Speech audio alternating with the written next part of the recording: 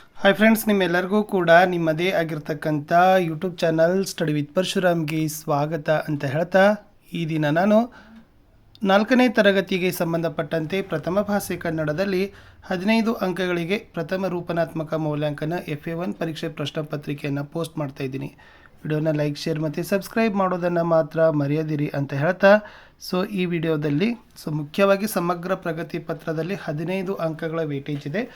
ನಾವೇನು ಮಾಡಿದ್ದೀವಿ ಅಂದರೆ 15 ಅಂಕಗಳ ಪರೀಕ್ಷೆನ ಜೂನ್ನಲ್ಲಿನ ಒಂದು 10% ಸಿಲೆಬಸ್ಸು, ಜುಲೈದಲ್ಲಿನ ಒಂದು 15% ಸಿಲೆಬಸ್, ಅವೆರಡು ಸೇರಿದರೆ ಎಷ್ಟಾಗುತ್ತೆ ಅಂದರೆ ಟೋಟಲ್ 4 ಪಾಠ ಮಾಡಬೇಕು.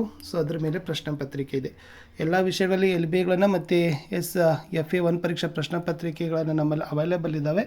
ಯಾರಿಗೆಲ್ಲ ಇಂಟ್ರೆಸ್ಟೆಡ್ ಇದೆ ನಾವು 9964050759ಗೆ ವಾಟ್ಸಪ್ಪಲ್ಲಿ ಮೆಸೇಜ್ ಮಾಡೋದ್ರ ಮೂಲಕ ಅವುಗಳನ್ನು ನೀವೇನು ಮಾಡ್ಬೋದು, PDF ಬೈ ಮಾಡ್ಬೋದು. ಓಕೆ, ಶುರು ಮಾಡೋಣ ಈ ಪ್ರಶ್ನೆ ಪತ್ರಿಕೆ. ವೇಟೇಜ್ ಗೊತ್ತಾಯಿತು. ಜೂನ್ನಲ್ಲಿನ 10% ಪಠ್ಯಕ್ರಮ, ಜುಲೈನಲ್ಲಿನ 15% ಪಠ್ಯಕ್ರಮ, ಎರಡು ಸೇರಿ 25% ಆಗಬೇಕು. ಅಲ್ಲಿ 4 ಆಗಬೇಕು. ಕನ್ನಡಮ್ಮನ ಹರಕೆ ಪದ್ಯ, ಬುದ್ಧಿವಂತ ರಾಮಕೃಷ್ಣ, ವೀರಮಾತೆ ಜೀಜಾಬಾಯಿ, ಮಳೆ. ಇಲ್ಲಿ ಕನ್ನಡಮ್ಮನ ಹರಕೆದಿಂದ 4 ಅಂಕ 2 ಪ್ರಶ್ನೆ ತೊಗೊಂಡಿವಿ. ಬುದ್ಧಿವಂತ ರಾಮಕೃಷ್ಣ 4 ಅಂಕ 3 ಪ್ರಶ್ನೆ, ವೀರಮಾತೆ ಜೀಜಾಬಾಯಿ 3 ಅಂಕ 2 ಪ್ರಶ್ನೆ, ಮಳೆ 4 ಅಂಕ 3 ಪ್ರಶ್ನೆ. ಒಟ್ಟು ಈ ಪ್ರಶ್ನೆ ಪತ್ರಿಕೆಯಲ್ಲಿ ನಾವು ಬಳಕೆ ಮಾಡಿರೋದು 15 ಅಂಕಗಳಿದ್ದಾವೆ. 10 ಪ್ರಶ್ನೆಗಳನ್ನು ಬಳಕೆಯನ್ನು ಮಾಡಿದ್ದೀವಿ. ಸ್ವಲ್ಪ ಉದ್ದಿಷ್ಟವಾರಕ್ಕೂ ಕೂಡ ವೇಟೇಜ್ ಮಾಡಿದ್ದೀವಿ. ಅರಿವಿಗೆ 6 ಅಂಕ, ಗ್ರಹಿಕೆಗೆ 6, ಅಭಿವ್ಯಕ್ತಿಗೆ 3, ಒಟ್ಟು 15 ಅಂಕಗಳ ವೇಟೇಜನ್ನು ಕೊಟ್ಟಿದ್ದು. ನೆಕ್ಸ್ಟ್ ಪ್ರಶ್ನೆ ಪ್ರಕಾರಗಳನ್ನು ನೋಡೋದಾದರೆ, ವಸ್ತುನಿಷ್ಠ ಮತ್ತು ಅತಿ ಕಿರು ಉತ್ತರ ಎರಡನ್ನೂ ಕೂಡ ನಾವು ಏನು ಮಾಡಿದ್ದೀವಿ, 6 ಅಂಕದ ಬಳಕೆ. ಕಿರು ಉತ್ತರ ಇಟ್ ಮೀನ್ಸ್ 2 ಮಾರ್ಕರ್ದು 6 ಅಂಕ, ಅಂದರೆ 3 ಕ್ವಶನ್ಸ್ ಇದ್ದಾವೆ. ದೀರ್ಘ ಉತ್ತರದ್ದು ಅಂದರೆ 3 ಮಾರ್ಕರ್ದು 1 ಕ್ವಶನ್ ಇದೆ, 3 ಮಾರ್ಕ್ಸು. ಟೋಟಲಿ 15 ಅಂಕಗಳ ಒಂದು ಪ್ರಶ್ನೆ ಪತ್ರಿಕೆ. ಇನ್ನು ಕ್ಲಿಷ್ಟತೆ ಮಟ್ಟ ನೋಡಿ, ಸರಳವಾಗಿರ್ತಕ್ಕಂಥ ಪ್ರಶ್ನೆಗಳ ಅಂಕಗಳು 6, ಸಾಧಾರಣ 6 ಅಂಕ, ಕಠಿಣ 3 ಅಂಕ, ಒಟ್ಟು 15 ಅಂಕ. ಪಾಠ ವಿಧಗಳನ್ನು ನೋಡೋದಾದರೆ, ಗದ್ಯಕ್ಕೆ 7 ಅಂಕ ಕೊಟ್ಟಿದ್ದೀವಿ, ಪದ್ಯಕ್ಕೆ 8 ಅಂಕ ಕೊಟ್ಟಿದ್ದೀವಿ. ಗದ್ಯದಿಂದ 5 ಪ್ರಶ್ನೆಗಳು, ಪದ್ಯದಿಂದ 5 ಪ್ರಶ್ನೆಗಳು. ಸಂಕ್ಷಿಪ್ತವಾಗಿ ಪಾಠದ ಅಂಕ ಹಂಚಿಕೆಗಳನ್ನು ನೋಡ್ಕೊಂಡು ಬನ್ನಿ. ಕನ್ನಡಮ್ಮನ ಹರಕೆ ಪದ್ಯ ಪಾಠಕ್ಕೆ 1 ಅಂಕದ 1, 3 ಅಂಕದ 1, 2 ಪ್ರಶ್ನೆ 4 ಅಂಕ. ಬುದ್ಧಿವಂತ ರಾಮಕೃಷ್ಣದಿಂದ 1 ಅಂಕದ 2, 2 ಅಂಕದ 1, 3 ಪ್ರಶ್ನೆ 4 ಅಂಕ. ವೀರಮಾತೆ ಜೀಜಾಬಾಯಿದಿಂದ 1 ಅಂಕದ 1, 2 ಅಂಕದ 1, 2 ಪ್ರಶ್ನೆ 3 ಅಂಕ.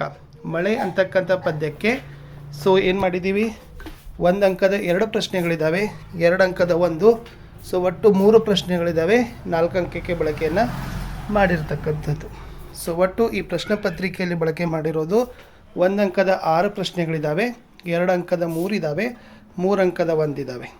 ಒಟ್ಟು 10 ಪ್ರಶ್ನೆಗಳು, 15 ಅಂಕಗಳ ಒಂದು ಪ್ರಶ್ನೆ ಪತ್ರಿಕೆ. ಈ ಪ್ರಶ್ನೆ ಪತ್ರಿಕೆಯನ್ನು ನಾವು ಒಂದೇ ಪುಟದಲ್ಲಿ ಸೆಟ್ ಮಾಡಿದ್ದೀವಿ. ಅದನ್ನು ಈಸಿಯಾಗಿ ಏನು ಮಾಡ್ಬೋದು, ಜೆರಾಕ್ಸ್ ಹಾಕಿಸ್ಬೋದು ಅಥವಾ ಮಕ್ಕಳಿಗೆ ಬರೆಸಿ ಆದರೂ ಉಪಯೋಗಗಳನ್ನು ಪಡಿಬಹುದು.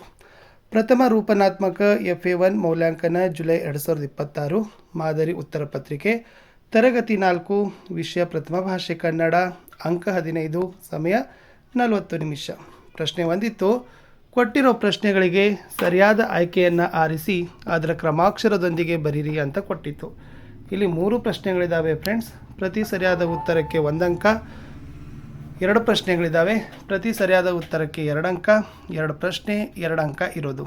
ಓಕೆ, ಇಲ್ಲಿ ಮೊದಲ ಪ್ರಶ್ನೆ ಇತ್ತು, ಕನ್ನಡಮ್ಮನ ಹರಕೆ ಪದ್ಯ ಬರೆದವರು A. Kuvempu, B. Da Ra Bendre, C. Shivarama Karanth, D. ಪೂತಿನ. ಕನ್ನಡಮ್ಮನ ಹರಕೆ ಪದ್ಯ ಪಾಠ ಬರೆದ ಕವಿ option A Kuvempu is the right answer. ಪ್ರಶ್ನೆ 2, ರೈತನು ಹಸುಗಳ ಹಾಲನ್ನು ಮಾರಿ ಡ್ಯಾಶ್ ಸಂಪಾದಿಸಿದನು ಅಂತ ಕೇಳಿದ್ದಾರೆ. A. ಧನ, B. ದನ, C. ದಾನ, D. ಧಾನ. ರೈತ ಹಸುಗಳ ಹಾಲನ್ನು ಮಾರಿ ಧನ ಸಂಪಾದಿಸಿದನು ಅಂತ ಹೇಳ್ತಾರೆ. ಧನ ಪದದ ಅರ್ಥ ಏನಪ್ಪ ಅಂದರೆ ಹಣ ಅಂತ ಹೇಳ್ಬೋದು. ಇನ್ನು ಮುಂದಿನ 2ನೇ ಭಾಗದಲ್ಲಿರ್ತಕ್ಕಂಥ 2 ಪ್ರಶ್ನೆ ಕೊಟ್ಟಿತ್ತು, ಅವುಗಳನ್ನು ಆವರಣದಲ್ಲಿ ಸೂಚಿಸಿದಂತೆ ಉತ್ತರಿಸಲಿಕ್ಕೆ ಕೇಳಿದ್ದೀವಿ. ಪ್ರತಿ ಸರಿಯಾದ ಉತ್ತರಕ್ಕೆ 1 ಅಂಕ, 2 ಪ್ರಶ್ನೆ 2 ಅಂಕ. ವೈಭವ ಪದವನ್ನು ವಾಕ್ಯ ರಚಿಸಿ ಅಂತ ಕೇಳಿದರೆ ಅಗದಿ ಸರಳವಾಗಿ ಬರಿಬಹುದು. ಮೈಸೂರಿನ ದಸರಾ ವೈಭವದಿಂದ ನಡೆಯಿತು.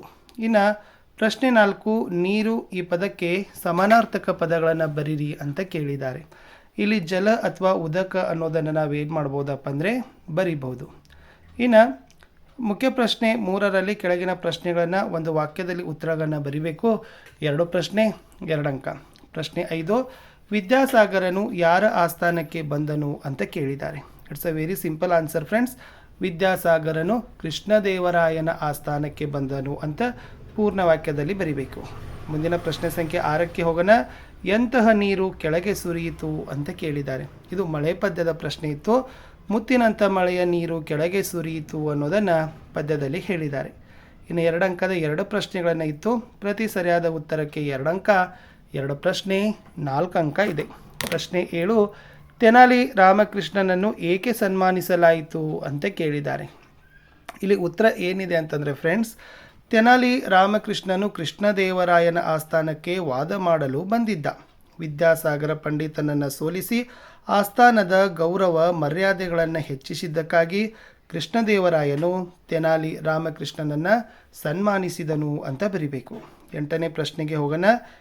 ಮಳೆಯಿಂದ ಆಗುವ ಅನುಕೂಲತೆಗಳ ಬಗ್ಗೆ ಬರೀರಿ ಅಂತ ಕೇಳಿದ್ದಾರೆ.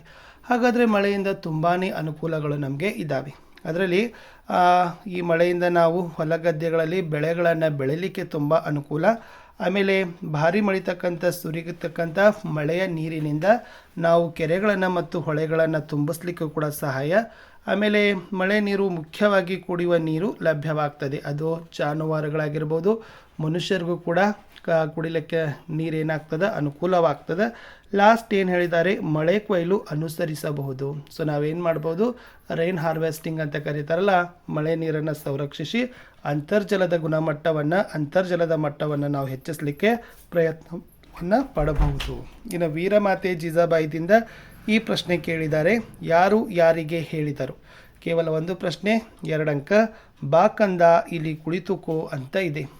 ಈ ಮಾತನ್ನು ಮಾತೆ ಜೀಜಾಬಾಯಿ ತನ್ನ ಮಗನಾದ ಏನು ಮಾಡ್ತಾಳಪ್ಪ ಅಂದರೆ ಶಿವಾಜಿಗೆ ಹೇಳಿರ್ತಕ್ಕಂಥ ವಾಕ್ಯವಿದೆ ಅನ್ನೋದನ್ನು ನೀವು ಬರಿಬೇಕು. ಇನ್ನು ವೆರಿ ಸಿಂಪಲ್. ಫಸ್ಟ್ ಪದ್ಯದೇ ಒಂದು ಹಾಡ ಕೊಟ್ಟಿತ್ತು 3 ಅಂಕಕ್ಕೆ. ಕನ್ನಡ ಮನ ಹರಕೆ ಬಂದು ಪದ್ಯ ಪಾಠದಿಂದ. 1 ಪ್ರಶ್ನೆ 3 ಅಂಕ. ದಮ್ಮಯ್ಯದಿಂದ ಹಿಡಿದು ಚಿನ್ನವರೆಗೆ ಏನು ಬರಿಬಹುದು? ದಮ್ಮಯ್ಯ ಕಂದಯ್ಯ ಬೇಡುವೆನು ನಿನ್ನ, ಕನ್ನಡಮ್ಮನ ಹರಕೆ ಮರೆಯದಿರು ಚಿನ್ನ ಅಂತ ಬರೆದ್ರೆ ಸಾಕು. ಇಷ್ಟಿತ್ತು ಈ ವಿಡಿಯೋದಲ್ಲಿ ಅಂತ ಹೇಳ್ತಾ, ವಿಡಿಯೋನ ಲೈಕ್, ಶೇರ್ ಮತ್ತು ಸಬ್ಸ್ಕ್ರೈಬ್ ಮಾಡೋದನ್ನು ಮಾತ್ರ ಮರೆಯದಿರಿ. ಹೆಚ್ಚಿನ ವಿಡಿಯೋಗಳು ನಮ್ಮ ಯೂಟ್ಯೂಬ್ ಚಾನಲ್ದಲ್ಲಿದ್ದಾವೆ. ಸೊ ಬಾಕಿ ಎಲ್ಲನೂ ಕೂಡ ಇಂಗ್ಲೀಷು, ಪರಿಸರ ಮತ್ತು ಗಣಿತನೂ ಕೂಡ ನಾವು ಅಪ್ಲೋಡ್ ಮಾಡ್ತೀವಿ. LBAಗಳಾಗಿರ್ಬೋದು ಮತ್ತು FA1 ಈ ವಿಡಿಯೋದ ಡಿಸ್ಕ್ರಿಪ್ಷನ್ ಬಾಕ್ಸ್ನಲ್ಲಿನೂ ಕೂಡ ನಿಮಗೆ ಸಿಗ್ತದೆ. ವಿಡಿಯೋನ ಲೈಕ್, ಶೇರ್ ಮತ್ತು ಸಬ್ಸ್ಕ್ರೈಬ್ ಮಾಡೋದನ್ನು ಮಾತ್ರ ಮರೆಯದಿರಿ. ವಾಟ್ಸಪ್ ಗ್ರೂಪ್ ಮತ್ತು ಟೆಲಿಗ್ರಾಮ್ ಚಾನಲ್ ಇದ್ದಾವೆ, ಲಿಂಕ್ಗಳನ್ನು ಕೊಡ್ತೀನಿ, ಅವುಗಳಿಗೂ ಕೂಡ ಬಂದು ಜಾಯ್ನ್ ಆಗಿ. ನಾನು ಸಿಗ್ತೀನಿ ಹೊಸ ವಿಡಿಯೋದಲ್ಲಿ. ಅಂಟಿಲ್ ಟೇಕ್ ಕೇರ್, ಬಾಯ್.